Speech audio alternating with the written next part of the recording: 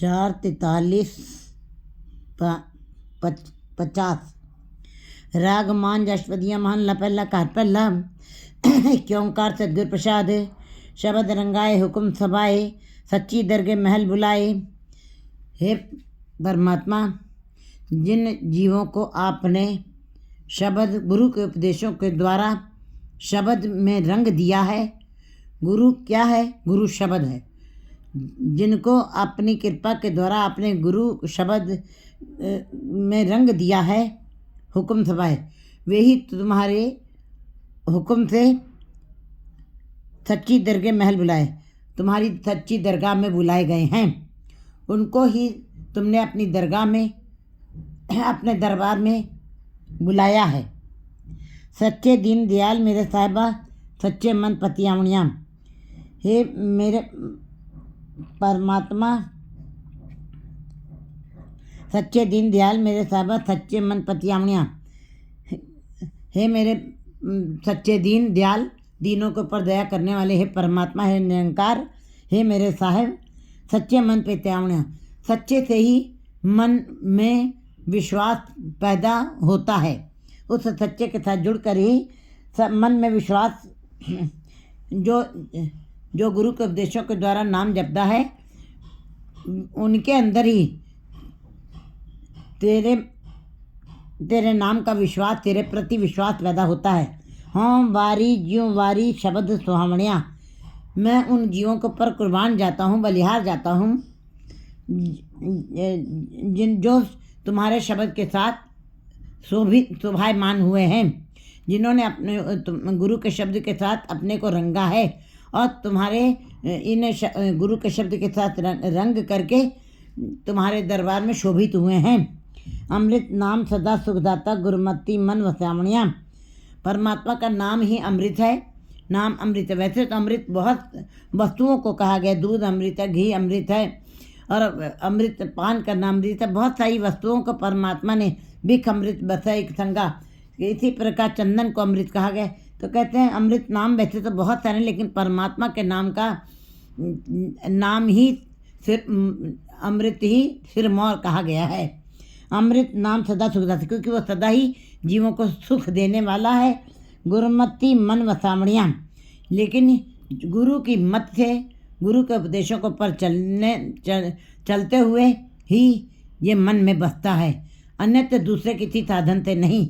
संसारिक कर्मों को करते हुए, संसार में रहते हुए धार्मिक कर्मों को करते हुए, यज्ञ पुण्य या मंत्रोच्चारण या धार्मिक पुस्तकों का अध्ययन करना या तीर्थ स्नान करना या उपवास रखना, इससे परमात्मा जो है मन में नहीं बस सकता है। गुरु के उपदेशों के द्वारा जो जीव अपना रास्ता चुनते हैं और मन में परमात्मा को बसाते हैं, उन्हीं के मन के अंदर परमात्मा बसता है। राव ना को मेरा हो किसकेरा। संसार में ना मैं किसी का हूँ और ना ही मेरा कोई है। अगर जो दृष्टिमान जगत को देखा जाए तो बात बिल्कुल सत्य है, क्योंकि हमारे माँ बाप ने हमें जन्म दिया, वो हमारे साथ नहीं रहे। अगर जो सच्चे होते, सदा साथ देने वाले होते, तो आज वो हमको बीच में छोड़ के ना जाते। यहाँ तक कि हम अपने इन दोनों आँखों से अपने भाई बंधु रिश्तेदारों को भी जाते हुए देख रहे हैं, लेकिन ये मन भी कुछ चिकना घड़ा, जिसके ऊपर कोई असर नहीं। वो कभी अपने ऊपर ये इस बात को नहीं लेता कि पड़ोसी के जो हुआ तू अपने भी मान। इस बात को मानने के लिए मन तैयार नहीं है। कहते हैं ना को मेरा हो किसके रहा। इसीलिए गुरुजी बता रहे कि ना मैं किसी का हूँ, ना मेरा कोई है और ना मैं किसी का हूँ। साचा ठाकुर त्रिभुवन मेरा, वो परमात्मा ही जो तीनों लोकों में रमा हुआ है, मौजूद है, वही मेरा मालिक है, वही मेरा रक्षक है। हम में कर कर जाए कनेरी, कर अवगुण पछोतावणिया।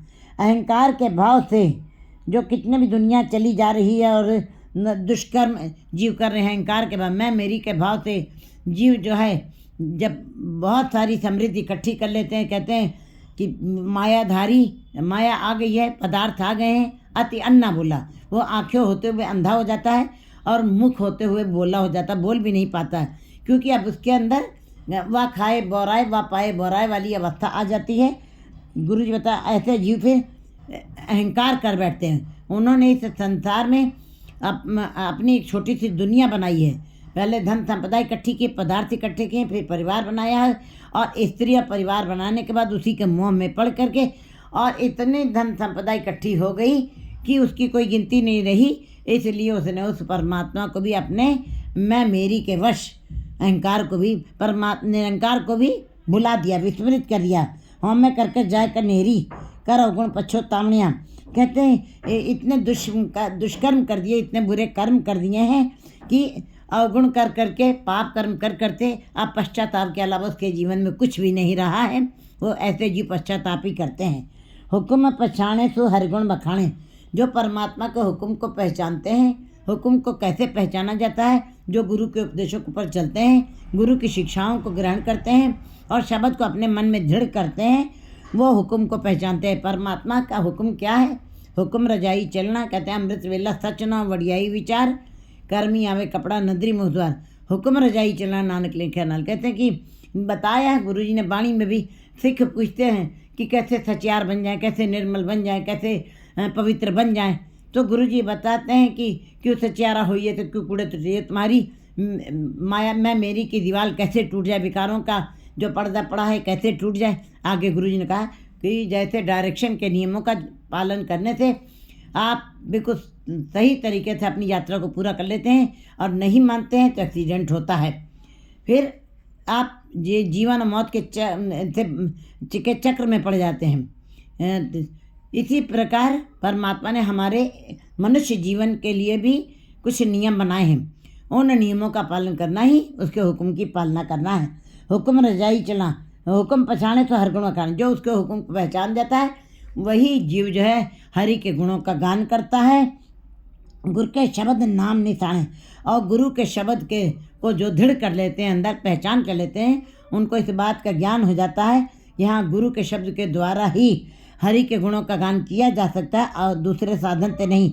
शब्द नाम निशान, गुरु के शब्द नाम निशान, फिर उनके मस्तक के ऊपर नाम का निशान पड़ जाता है, नाम की मुहर लग जाती है, नाम प्रकट हो जाता है। जैसे बर्तन भर जाता है तब से भिन्न दृष्टो, फिर वो अलग दिखाई देता है। इसी प्रकार जो गुरु के उपदेशों के द्वारा हरि के गुणों का गान करते हैं और गुरु के शब्द की कमाई करते हुए उनके मस्तक के ऊपर उसका निशान बन जाता है, उसकी पहचान बन जाती है। सबना का दर लेखा सच्चे छूटस नाम सुहावनिया।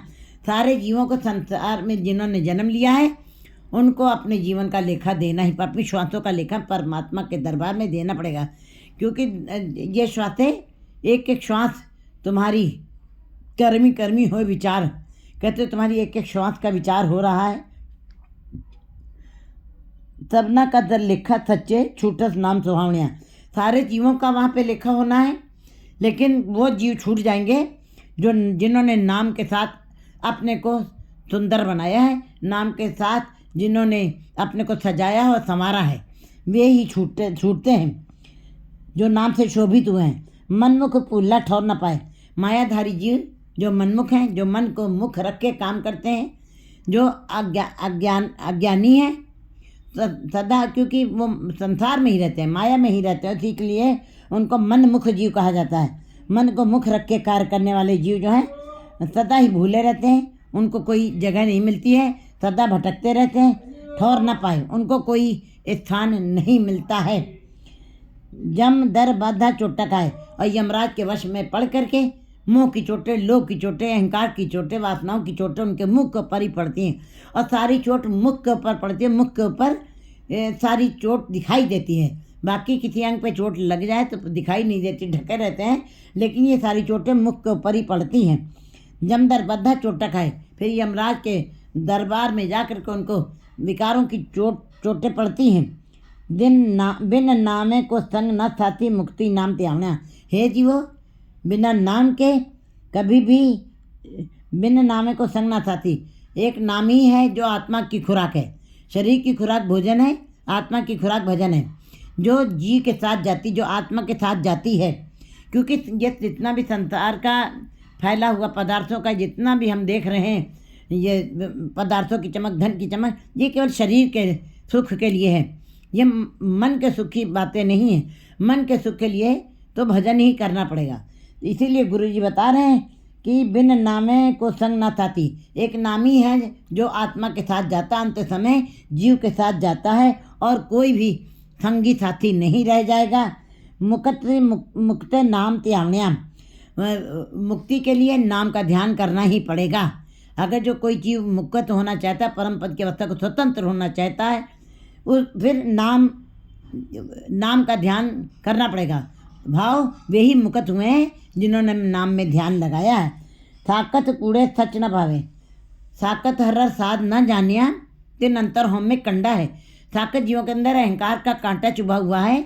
जीव जैसे जैसे संसार में विचरण करते हैं उनको और कांटा वो चुभता ही रहता, दुख पहुंचाता है। इसी प्रकार साकत कूड़े सच न पाए, साक्षी जीव जिनको परमात्मा का नाम अच्छा नहीं लगता है, चाहे उनको कितना भी समझाया जाए, बांस उनकी बांस वाली अवस्था है, बांस सुगंध ना होए, चंदन के निकटे बसे। गुरुमुख जीवों के पास बैठ करके भी मायाधारी जीवों के ऊपर कोई असर नहीं पड़ता, जबकि नीम का पेड़ वहाँ पे लगा हुआ है। भाव कि विकारी से विकारी जीव भी अगर आ जाएं तो पर गुरुमुखों के साथ बैठ जाएं, उनके अंदर भी नाम की सुगंध गुरुमुख जीव डाल देते हैं।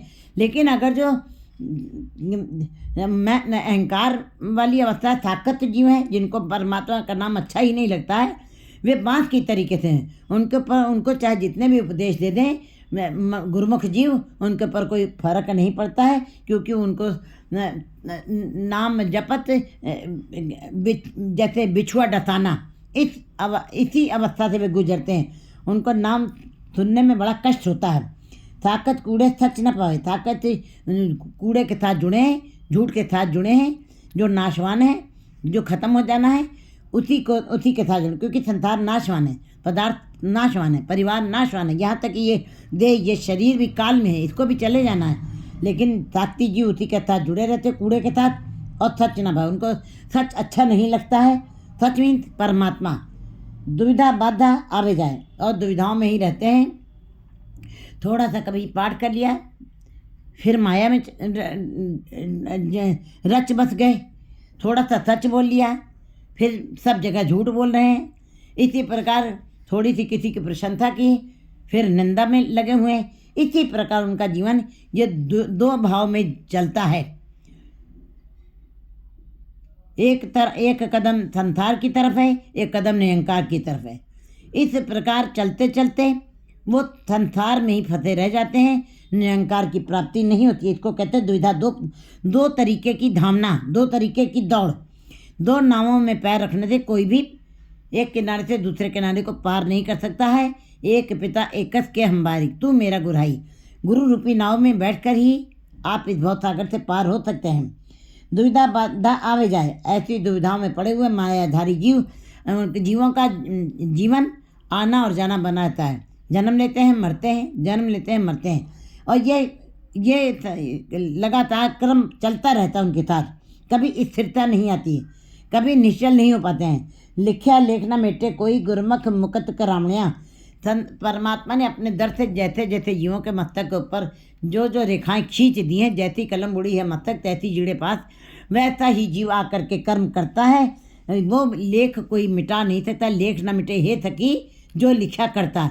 जो परमात्मा ने धुर दरगाह से रेखाएं खींच दी हैं, लेख लिख दिए हैं, वो मिट नहीं सकते हैं। लेकिन गुरमुख मुकत करावणिया, कोई गुरमुख जीव जो हैं, गुरमुख जीवों के साथ जुड़ करके गुरमुख जीव मुकत करा सकते हैं। गुरमुख जीवों के साथ जब कोई जुड़ जा सकता है, उनके पास इतनी समर्था है। क्योंकि गुरु पार ब्रह्म गुरु नहीं भेद, पार ब्रह्म और गुरु में कोई भेद नहीं है। परमात्मा महासूर्यों का सूरज है तो गुरु उसका प्रकाश है। प्रकाश निकला है तो किरण अपने आप निकलेगी। दोनों एक दूसरे का न्यूनाश्रित, तो दोनों एक दूसरे का पूरक हैं। इसलिए गुरु जी बता रहे हैं कि गुरु के साथ जुड़ करके मुकत हो जाते हैं। पेड़े फिर जातो नहीं, चूठी चुन्नी रोए ताई।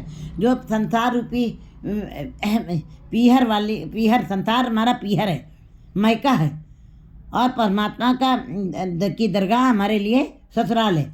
जो संसार रूपी मैके में रहते हुए, पीहर में रहते हुए अपने परमात्मा पति की पहचान नहीं कर पाई हैं जीव स्त्रियां, और संसार में ही रची बसी रह गई हैं, जिन्होंने अपने पति परमात्मा पति की पहचान नहीं की और संसार में अपना जीवन गुजार दिया है, झूठ हुई ठुन्नी रोए ताई, वे झूठ के साथ लगी रह गई और अंत में विलाप करती हुई, परेशान होती हुई, दुखी होती हुई, ये इसी की दौड़ में ही अपना रह जाती हैं। उनको कभी सुख नहीं मिलता, वो सदा ही बेचैन रहती हैं, वो सदा ही दुखी रहती हैं, क्योंकि झूठ के साथ जुड़ी हैं।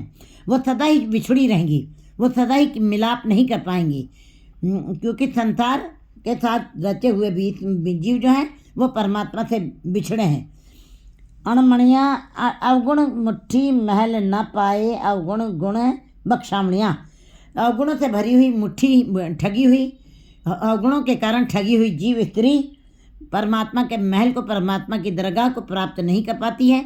परमात्मा अपने दरबार में उनको जगह नहीं देता है। लेकिन अवगुण गुण बख्शामणियाँ, लेकिन फिर भी गुरु समर्थ है, गुरु फिर भी निराश नहीं करते हैं। एक पिता अगर जो बच्चा नाना एक निकल जाए तो वो अपनी जायदाद से वंचित कर देता है, उसको अपना बेटा नहीं मानता। लेकिन गुरु ऐसा नहीं है। गुरु तो कहते हैं अवगुण लग गुण विकड़े वचने दसुरा। वो गुरु तो ये उपदेश देते हैं जीवों को, अपने अवगुणों मेरी झोली में डाल दो, गुण आपकी झोली में डाल दो। कहते हैं गुरु जो है सारे गुणों को बख्श देता है और गुण दे देता है, बख्श और जीव को मुक्ति का रास्ता बता देता है। पेड़े जिन जाता प्यारा, जिन्होंने संसार रूपी मैके में रहते हुए, संसार रूपी पीहर में रहते हुए उस परमात्मा पति की को पहचान लिया है, उसका बोध हो गया है, उसके नाम को समझा है और उसी के लिए उन्होंने अपने जीवन में घालना की, उसी के लिए श्रम किया है, उन्होंने उस प्यारे को पहचाना है। गुरुमुख बूझे तत् विचारा, और ये ऐसा कार्य गुरुमुख जीव ही कर सकते हैं, क्योंकि वो गुरु की तरफ उन्मुख हैं। गुरु के उपदेशों के ऊपर चलते हुए उन्होंने उस तत्व का विचार किया है, क्योंकि शब्द गुरु है और शब्द के साथ लगे हुए उसके साथ श्रम करते हुए, उसको संग्रह करते हुए जीव को इस बात का पता चल जाता है कि परमात्मा के साथ ही जुड़ना हमारे जीवन का लक्ष्य है। फिर उस तत्व को पहचान जाते हैं, उसके गुणों की पहचान कर लेते हैं और उसका बोध हो जाता है उनको कि हमारे जीवन का लक्ष्य यही है कि मन तो ज्योत स्वरूप है, अपना मूल पहचान। उनको इस बात का पता चल जाता है। आवण जाना ठाक रहाए सच्चे नाम समावणिया। उन जीवों का जो सच्चे के साथ जुड़े हुए हैं, सच्चे में समाये हुए हैं, ऐसे जो शब्द के साथ लगे हुए हैं, उनका फिर परमात्मा आने जाने का चक्र खत्म कर देता है। आमने जाना ठाक रहा है, उनको रास्ते में कोई रोक नहीं सकता, वो सीधे परमात्मा के दरबार में ही शोभित होते हैं। गुरुमुख बूझे अकथ कहावे, गुरुमुख जीव जो हैं उस अकथ की कथा का वचन को कथन करते हैं और उसका विचार करते हैं।